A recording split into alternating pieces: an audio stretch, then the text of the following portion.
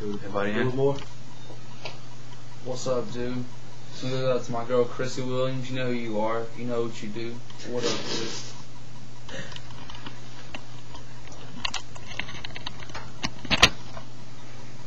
Thank you, Dennis. Good evening, my beavers. I'm here to talk to you about a virus that, as of late, has spread throughout the continental United States.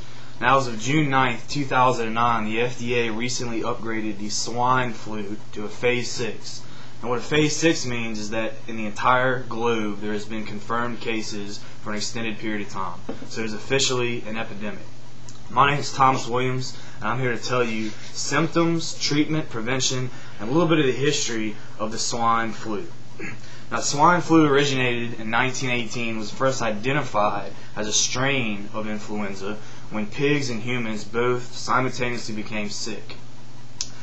It was swept under the rug. It never came out again until June of 1976, when an Army recruit in Fort Knox, Virginia, contracted symptoms that were very similar to the 1918 breakout. A day later, he died. This sparked a little interest publicly, and unfortunately, due to public relations problems, in which they didn't want to have widespread panic and people just freaking out, they decided to delay the prevention program. But on October 1st, 1976, Richard Nixon finally approved the prevention program, and by October 11th, roughly 10 days after the prevention program was approved, over 40 million people in the continental United States have been vaccinated. Now, during this time, there was actually 3 deaths that were sort of related to the vaccination. In an ironic twist, the government decided to sweep those under the rug in order to prevent a panic about the prevention drugs. So now you gotta panic about the prevention of it, and you gotta panic about actually having it.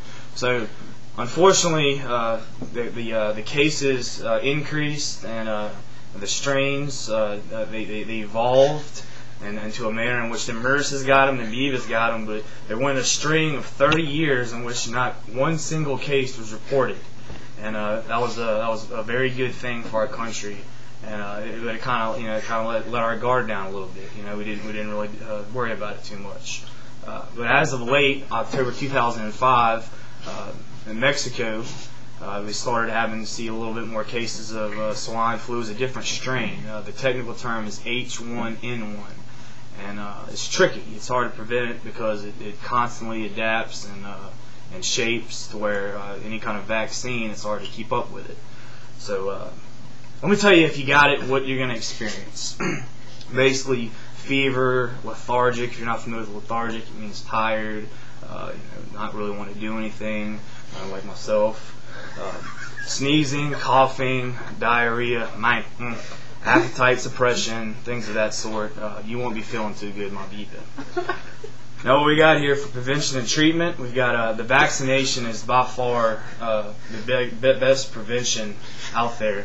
But as I mentioned earlier, this certain strain of influenza, it's able to adapt and come up with different ways to be immune to the vaccine. So scientists and doctors are constantly working hard to finally pinpoint a way to put down this MERS, but it's a woe. As far as spreading the disease, it's for pigs. Whenever you first get a fresh shipment of hogs, what you want to do is you want to quarantine them, therefore test them, and that way the entire herd is not infected with swine flu.